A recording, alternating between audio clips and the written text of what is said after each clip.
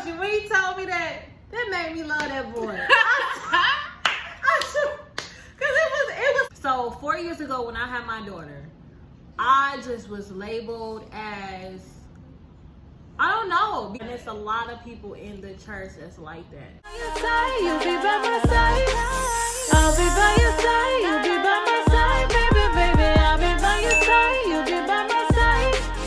I'll be by your side. You'll be by my side. What's up, guys? This is Mother Bonita back with another video, and I am here with Kayla. Hey. If you've seen the thumbnail, it's gonna say the Christian versus the sinner. Now, who do you think is the sinner here? I'm gonna talk about that. So Kayla is gonna be starting a YouTube channel soon. So we're gonna put her social media on the screen. So what is your Instagram? So my Instagram is IamKDubs, so you can follow me there on Instagram. On Facebook, it's just Kayla Warren. Okay, so make sure you guys go follow her. A little background on Kayla. Well, we both went to school together. Yeah. Both of our families, actually her grandfather is my pastor. So, and then we were just both raised in the church. So I just thought this was a really good topic because she's a PK. You know, she got a long line of, pastors, yeah, preachers, ministers. Yes. All the above. So this is a really good topic, and hopefully it will get seen by a lot of people, and you'll find some type of I don't know, what's the word? Revelation or something. I don't know. Yeah. I don't know. I'm very blunt. She's very honest. We actually used to talk, when was it? Right after high school? Yeah. We used to have little conversations like this. So I actually love having conversations with people, especially being a PK, because there's this idea that PKs are supposed to be holier than thou. Right. But talking to people, you really get to know who they really are. Right. So this is perfect for us to be able to do this. So right. Yeah, you want to give a little background about me and my PK life? So like she said, my grandfather is her pastor. He's what's known as a bishop. In our belief, my dad is a pastor. He's been a pastor for the majority of my life. And then I have several uncles that are pastors. So all I know pretty much is church. Yeah. Church. Yeah. And to some people, they would think oh, I feel so sorry for her. She's in this little box. She can't be herself. Not a little box. No, literally, they think I'm so sheltered, which to a degree I am. But praise be to God, I have parents that are so honest and so open. They let me be myself and that's good. Discover who I am. So yeah, I really want to be on this journey to help people understand my perspective, church people's perspective, and help those who think that they are sinners know that there's still a place for them at the table. So that's really good. Love that. See, I used to talk to Kayla because, for one, when we were, I graduated a year before her, so I was just going through it. Y'all know, I told y'all about my toxic relationship. So for me, my family, the Liddell family, is a big, holy group of people. I don't know. They're really known in the church. We have pastors and this and that and all that. And I'm just a singer. You know what I'm saying? Growing up in this group of people, you are only supposed to be it's a certain way you're supposed to be. It's a certain way you're supposed to look. It's a certain way you're supposed to carry yourself. So it was for me, when I had my children, it was baby, bye. It's you're labeled as this one thing, and that's just what you're labeled as. People look at you different, people treat you different. And I'm not saying that my family does, even though some of them do. Some of y'all do, okay? You know who you are. We're not gonna say who. Some of you do. Labeled a certain way, and for me, shoot, I had my first daughter 4 years ago. So, now I'm different now. But back then, it can be very devastating to a person. You know, like, just because I do this one thing, you look at me this certain way, and it's just like, I'm just a terrible human being, like, forever. Because, like I told y'all, if y'all have been following me, my situation was different. Like, my child father, you know, we was in like an abusive relationship, so it was like I was already looked at crazy because I was in this relationship. And then it was like I was already looked at crazy because I was in this relationship with the person who was putting their hands on me. I was already looked at crazy because I had a child and I was not married. So then to turn around and have another child with the same man and still not be married, whoa, you're labeled. And for me back then, I felt some type of way. It made me not even really want to go to church for real. Like, I had stopped singing because I used to sing all the time. It makes you feel a certain way about people in church. It makes you feel a certain way about everything. I don't really know. It makes you feel shameful. Like, I don't know. Does that make sense? Yeah. Does that make sense? Yeah. I feel like, oh gosh, this is a great topic. I feel like people that have kids out of wedlock is an easy sin to point the finger to. Yeah. Because it's obvious. It's there in front of your face. Like, you can see the belly, you can see the child when they come. Right. But we're not so quick to do the same thing with sins such as being prideful. Right. Being self-righteous. Right. Being a liar. You know, like the things that's in your heart that you can still see on the outside, but people are not so quick to say, "Hey, you doing such and such." You know what I'm saying? Right. That's not to say like they're not all bad things. Like, we shouldn't be doing them, but we all in the same boat. You know? Like, if coming to church means that you're being shunned, what is the church doing? Right. You know, is that and what that's Jesus why a wanted? lot of people stop. That's why a lot of people don't go to church, and that's why a lot of people. Like, no, I ain't even doing it. Because it's just like you have these uppity people who feel like, you know, they can do no wrong. They don't do no wrong. They can't smell themselves, you know. And I hate that. I really hate that. I really hate that. Oh, God. And it's a lot of people in the church that's like that. It really. The biggest issue, like she said, is the honesty. Like, people being real with where they are and being real with where other people are. That's why, like, on my channel, what I'm all about is just being transparent. You know, like, I'm not perfect. People may see me and think that I am because I'm a PK. Right. So they assume I have this perfect life. Child, like, I have the same lifestyle as other people. I have the same struggles. I have the same sin. Right. You know, like, we need to just be real with ourselves, be real with other people, and then live as Christ would want us to live. That's the whole point. Right. You know? And, you know, for me, like, my grandfather, I call him my papa. He was a pastor, and I remember. Oh God, I remember when I told him. I didn't even know that. Wow. When I told him that I was pregnant, I was super scared. I was super scared because it was like, you know, like, well, it would be the same for you because she wouldn't be pregnant, y'all. But I'm just saying, like, when this person holds this, like, this stature of a person and this, I don't know the word, but it's just like, I was so scared to tell him. When I told him, it was like, he was just like, okay, I don't expect anything else from you. I expect the same thing that I would from you if you weren't gonna have this child. Like, this is not gonna stop anything. And it was like, when he told me that, I promise you, I felt so good. It was like, I didn't care about what nobody else said because it was like, you have my back. You're telling me that it's okay that I made this mistake. And life still goes on. So it's like, when he told me that, I promise you, what nobody else said, I didn't care about. I really didn't. I was like, my papa got my back. Y'all don't care. Y'all don't matter. Y'all do not matter to me. Yeah. I think it's really funny that we're talking about this because I know people that's like really, really close to me that's having the exact same issue right now.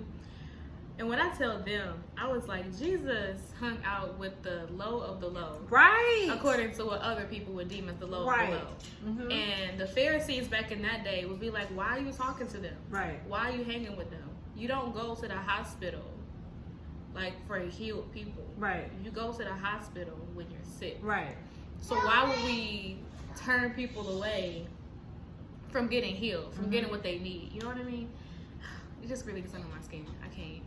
Wow. Yeah. I think that's crazy to me. And like, and I'm sitting here, y'all. I said I'm the sinner, okay? She's the Christian here. I'm the sinner. I know that, okay? But let me tell y'all, like, life goes on. People make mistakes every day, all day, that we probably would never know about because, you know, people are not transparent. They're not honest. They don't want to know. They don't want to dish out their dirty laundry. You know, they just want to point the finger at you and yours. Yeah. But it's just like, it's okay that you make these mistakes. I mean, just don't keep doing it, of course. But, you know, you live and you learn. For me, when I have my children, for someone who's in a toxic place, because like I told y'all, I had a very bad relationship with my mother. I was in a very bad place with the person that I was having the kids with. So it was like, for me, and I mean, some people go through worse situations, like very worse situations. Like, sometimes that situation can wake you up and be like, you know what, you want better for yourself, you want better for your children, you want better. And that's what woke me up. Like, it was like, I don't want this. I don't want to be in this relationship with somebody putting their hands on me. I don't want, like, I didn't want the relationship that I had with my mother. I didn't want that for me and my kids. So that changed my whole outlook on everything. That made me want to be a better person, a better woman. I wanted to get right with God for the sake of my kids. I forgave people that probably shouldn't have been forgiven, but it's like, in order for you to move on, in order for you to have peace for yourself, you gotta forgive people and you gotta let it go. Yeah. You gotta let it go, move on, and just, you know, that's a word. It's a weight. It's a weight. That's a word. It's a weight. Ooh, that's a word. I think the other misconception that people have is we think Christianity is a look. Mm-hmm. You know what I'm saying? We think Christianity is what we do, but it's not. We didn't give ourselves salvation, so how can we take our own salvation away? Right. Come on. You know, and I'm not saying like don't try to do better, but we didn't die on the cross for ourselves. Jesus did that. So if he was the one that gave it to us, who gonna tell us that we can't have it no more? Right. You know? People, it's so crazy how people are. Like, they will literally, you do one bad thing. Let's say somebody go to jail. They want to come to church or something after that. They're looking at you like, why you here? Like, why? Who let this hood woman up? That is the craziest thing to me. It's like, so you can't do anything in life and just and not be crucified to the fullest and forever for it. It's like, this is what you will forever see on me. Because I remember, I would never forget, I had a customer that I think she used to go to school with me. I don't know if it was like middle school or high school or something, but I would never forget this girl. She told me, and to think, people said you would be nothing in life, and I just was like, whoa. I was like, wow, so that's what y'all said about me when I had my kids? Wow. I mean, wow. I mean, it's good to hear that's what was said about me, but, and I mean, I didn't take no offense to it. It just was like, wow, like some people really just will crucify the mess. Like, that's the best word that I can use when it comes down to any mistake. It's like, wow. Like, I mean, if one of my friends made a mistake or something, I'm just thinking, okay, you know, how can I be here for you? How are you? You know, I'm trying to uplift them in some type of way. I'm not trying to like keep them down, and they already down. Like, that's so crazy to me. Now it's one thing. It's one thing to say, okay, hey, you messed up right here. You know what I'm saying? When you're in a relationship with somebody, you have to keep people accountable. Right. But it's another thing to keep them in that same spot. Be so quick to point the finger if you're not willing to give out your hand to help. Right. So. Right. Yeah. That is very true. And I'm actually very, very, very grateful. With me and my boyfriend, I was super happy that I met him because we both grew up two different ways. He was not the typical he was not the typical person probably seen for me on the outside, because you know, it's like your family wants you to be with whoever, whatever. So it was like after I got to know him and actually know what he was about, his beliefs, you know, his outlook on life. So it was like we were the best of both worlds, because like I knew him when he was younger, but we grew up 2 different ways. So it was like once I got to know him, it was like he was going to church. He was best friends with his pastor, and it was like, what? Wow. And then I remember this one time talking to him, and because it was like I was going to church all the time, and then I think he was only going to church on like Fridays or something. Like he would miss the Sunday or whatever. So I'm like, come to church to me, blah blah. And he was like, you know what? You know, you're so big on going to church. He was like, but where is your belief? Like, come on. And I said, hold on. Yes. I said, hold on. He was like, where is your, like, how is your faith? Yeah. And we were talking about faith, and it was so crazy how we clicked. Like, and then he told me about some movie. There's some movie on Netflix. I cannot think of what it is, but it was talking about walking in faith and manifestation. It was so beautiful. Wow. It was so beautiful. And awesome. He checked me, because it was like, this is somebody that you would probably see as worldly. You know what I'm saying? Yeah. On the outside. Right. Yeah. But it's like, I don't know. I'm really, my words. I'm trying to get my words together. But it was so crazy, and I think that's what made me really like him, because it was like, wow, like you understand where I'm coming from. Like, you know, you're a peer of my age, you know. You have my wisdom, right. You have the wisdom probably that somebody of the church that will be probably trying to check me or whatever.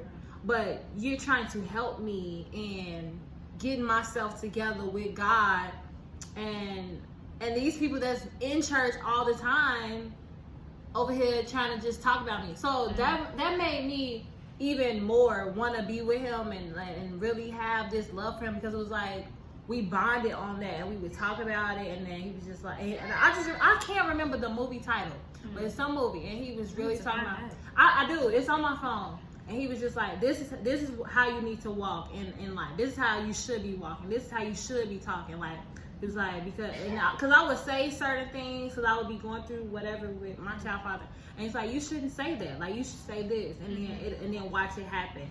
And I promise you, when he told me that made me love that boy.